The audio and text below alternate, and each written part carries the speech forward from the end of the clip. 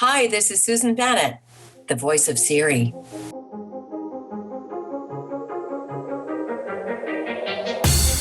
Welcome to Thriving Launch with Louise Congdon and Kamala Chambers, the show for heart-centered entrepreneurs who want it all. 5 days a week, we bring you different segments to inspire you to live a life of freedom. We interview the leading experts in the field of business, health, and love.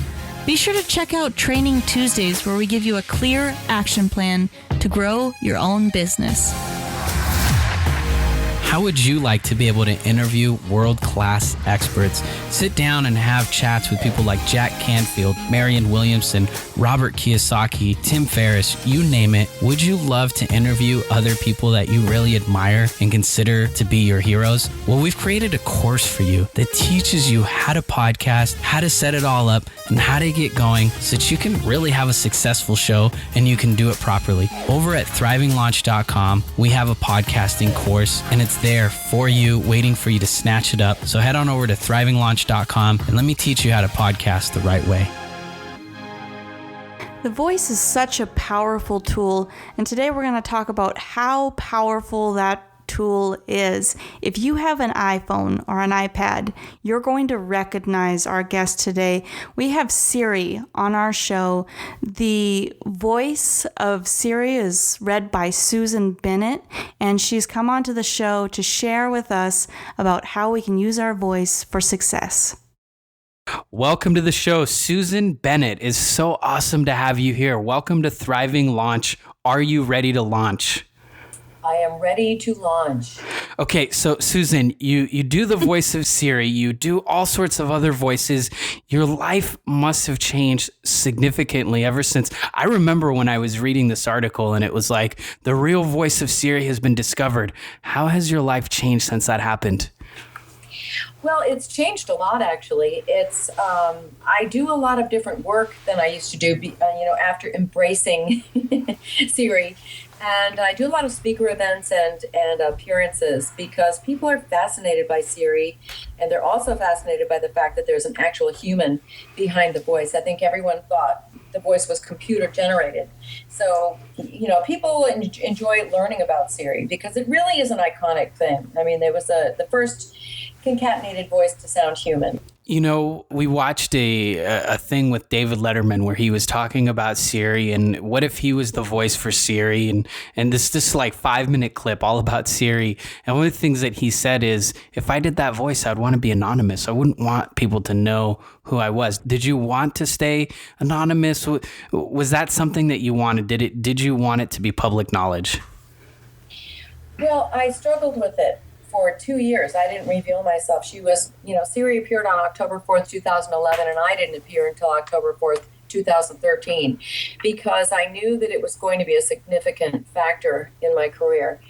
And the problem with all of it, and another interesting fact is that most people don't know there were a lot of original Siri voices worldwide, because even though the voice is concatenated, and if you don't know what that means, it means after recordings are done, technicians and computers go in and extract sounds and then reform these sounds together in new phrases and sentences, and those are what end up on the devices. So I didn't read every possible Siri response or every possible street in the United States or anything like that.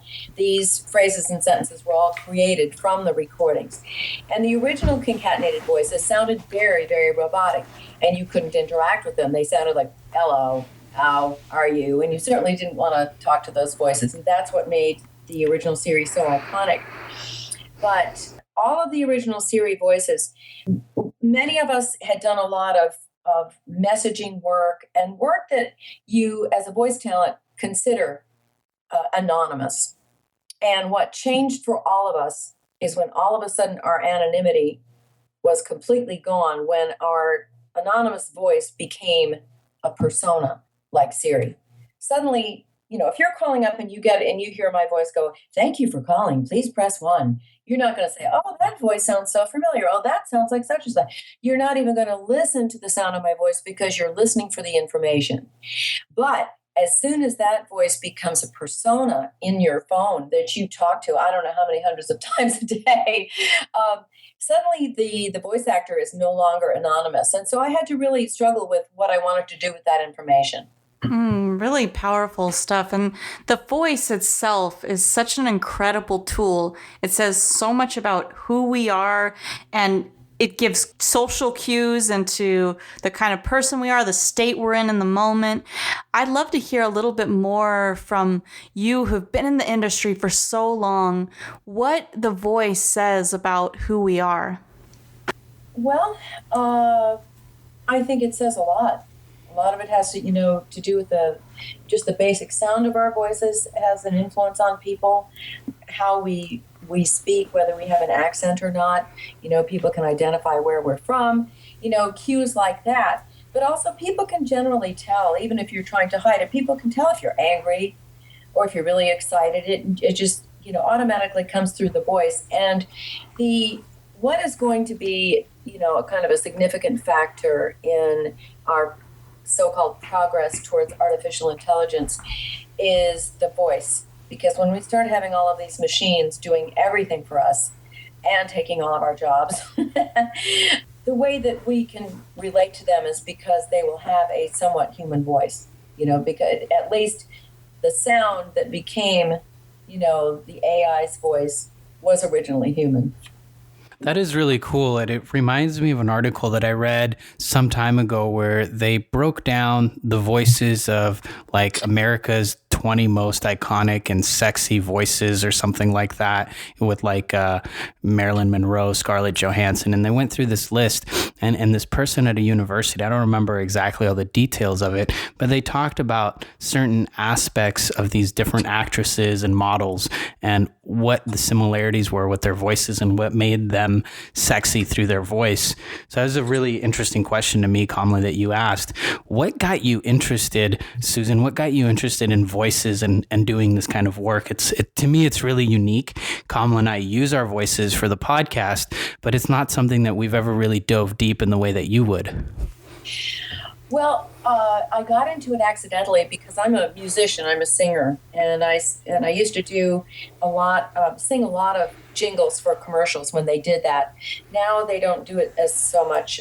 They use a lot of old rock and roll and things like that. But in the 70s and 80s, we used to do tons and tons of jingles. And one day I was at one of the bigger studios here in Atlanta, and the voice talent didn't show up to read the donut of the spot or the copy of the spot. And the owner of the studio said, "Susan, you don't have an accent. Come over here and read this copy." And so I was able to do it very easily. And I just went, ding, ding, ding, I can do this. And so I got a voice coach and then a voice talent actor agent. And I've been doing voice work ever since. What are some important things that you've learned over your experience about how to work with our own voices? I'd just love to hear some of tips from the ultimate pro on how we can use our voices in a more powerful way. I think one of the most interesting things you can do as far as having any kind of influence on how your voice sounds is to record yourself. Many times we don't realize exactly how we're sounding to another person. We think that maybe, especially if you're in a situation when you're stressed or you're angry about something and you're trying to be as, as politically correct and as, I can't think of the word I'm looking for. You're trying to be as kind as possible, but but there's that little edge that might be coming through. And a lot of times from the inside, we don't really hear it, but when you hear it recorded, you go, oh, is that what I sounded like? So, yeah, it's an interesting phenomenon, but I think it really does express who we are, what we're going through at that moment. I used to do some acting, and I'd have to memorize entire scripts for plays. I'd record myself talking, saying all my lines in a tape recorder. So I know what you're talking about, having to listen to your own voice a lot. And I learned a lot about my intonations, the way that I slur certain words together. And also, I was working with this voice coach, and they were talking to me about where my voice was coming from. And there are certain aspects, there's like nasally voices that come up through the nose, and then there's voices that come from deeper in the chest. I'd love to hear a little bit more. Luis, I know you have a question about this. Well, no, that's a really great point, Kamala. And Susan, I know that you're wanting to get into doing voices for cartoons and television. Have you started doing that yet? I've done some cartoons, but that's a pretty closed shop. That's a hard thing to break into because there's a group of incredibly talented people in Los Angeles that pretty much have that gig wrapped up. And of course, they use a lot of celebrities to do cartoon voices and such. I just, one of the things I just love about the voiceover business is every job is so completely different. And so that's an interesting thing. But as far as where the voice comes from, if you can learn to support your voice from the diaphragm, I mean, you will find all sorts of tricks that you can do. You can go without taking a breath longer than you think if you know how to push through with your diaphragm. So it's there's a lot to study about it, and I'm certainly no expert in that field, but there's a lot to learn about it. There are a lot of skills that you really can learn and need to learn. So many people now that voiceovers become kind of a thing. No one knew what it was for years, and now in the last 5 years, it's just become this thing, and everyone wants to be a voice talent. And considering the fact that our culture has gone from like whatever to it's all good, we're not so much caring about professionalism and experience anymore. And so, basically, if you've got a quirky voice and you can read well enough, that you could land some big commercial. And so everybody wants to do that. Everyone is trying to get into the business. The result being that so many people are doing auditions that I personally know that the client cannot listen to all of them. So we're in kind of I call it the voiceover Wild West, because it's certainly, it's become kind of a crapshoot really, because there are so many people competing at this point in time. Mm-hmm. Yeah. And it's really beautiful how you've established yourself in such a powerful way. How did you end up getting connected with the Siri opportunity? I was doing a lot of messaging for a company that I still work for, actually. Doing messaging and that sort of thing isn't what you would call the bling of the voiceover business, but it's very steady work, and I love the people that I work with, and so I continue to do it. And back in 2005, when I did the original work, became the vocabulary for the original Siri. I thought I was just doing more messaging, and I've been in touch with a lot of other original Siri voices who thought the same thing. We did not know where our voices were going to end up. We did not know that Apple was going to get involved. We did not know that our voices would end up on being on millions and millions of devices. So we sort of, fell into the technological crack of, this kind of chasm between business as usual and business as it has changed with the speed of technology. And so, during that time between when I did the recordings in 2005 and when Siri appeared in 2011, a lot happened. And, not being scientists ourselves, just being, lowly voiceover people, we didn't really know what we were doing when we did those recordings. I personally thought they were very interesting. They ultimately became incredibly tedious because it required hours and hours and hours of reading phrases and sentences in the same pitch, the same tone, the same pace. It's very hard work. It kind of makes me think of this job that I used to think would be the coolest job on the planet. I used to love playing video games, and I remember signing up to take a job where I would play a video game. And doing the interview, they told me, you're not actually going to you'll be playing the video game, but you're going to be spending you could spend a 40-hour work week kind of basically playing the same part over and over and over, looking for little glitches, and you might play games that you have no desire to ever play. It kind of sounds like that in some ways. I mean, I'm taking it down a notch from what you said, but it sounds very similar in some ways, because having to read the same stuff. And what is your favorite type of voiceover work? Well, I used to love it when we would go into the studio with other voice talent and work, because most of these people come from either acting or music background or radio, something, where involves acting. And, it would be a lot of fun to interact with these people. And many times we come up with, stuff that was improvised, that wasn't even in the script, that ended up in the spot. So I really love interacting with other people and doing that sort of work. But now that everyone has his or her own booth, for the most part, we just record our little parts and the engineer puts it all together. So, but that used to be my favorite thing, was doing dialogue. And to tell you the truth, I just love to work. And so I'm actually very grateful for and have fun with just about every job. But I will have to say I don't do any more text-to-speech work, which is the stuff that became Siri. I just no. You only need to do it one time, Susan. You did it. Yep. Now you're this iconic this voice. Stage of my life, it's like, yeah, I don't think so. Well, it sounds like you really kind of doing that work has really morphed into something that's really rewarding for you.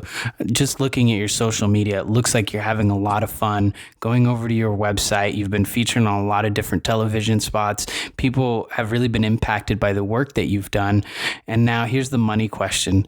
Do you use an iPhone? Do you ever talk to Siri yourself? I use the iPhone, and one of the reasons that I was excited about having been chosen as the original voice of Siri was that we are a completely Apple household, and we love Apple products, and so that was kind of cool. I do not use Siri because it was just too creepy, hearing my voice coming out of that little phone. I mean, I was used to hearing my voice on radio and TV commercials and things like that, but interacting with my own voice, it was like, and I always laugh and say, well, I don't do it because I talk to myself enough as it is. Well, it's been so great to have you. We're here with Susan Bennett on Thriving Launch. Please be sure to keep tuning in because Susan's got some really great clips. We're going to make sure to connect you with her and more resources about Susan. Thank you so much for being on the show and talking about the power of the voice and your experience working with Siri. Thank you for having me. I enjoyed it. You've been listening to the Thriving Launch podcast. For books and resources related to today's episode, make sure to head over to thrivinglaunch.com. We'll see you there. Be sure to tune into the next episode where Luis and I are going to dive in to how to make passive income part 2. We're going to be talking about how to know your audience. And if you've enjoyed this episode, leave us a rating and subscribe on your favorite place to listen to podcasts.